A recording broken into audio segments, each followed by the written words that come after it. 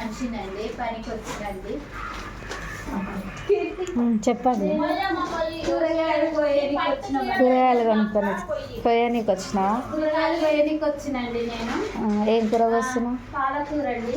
పాలకూర పప్పు వేసుకుంటారండి. అయినాక మా ఆయన వస్తాడండి వంట చేయడానికి. మీ ఆయన మటన్ చికెన్ అయితే సూపర్ వేస్తాడండి, మసాలా వేసి బాగుంటుంది. అవును. ఏంటిదిరా? ఎవరు? మీ డాడా? మస్తు వేస్తాడురా, కానీ మంచిగా ఉంటుందిరా మీ డాడీ చేస్తే.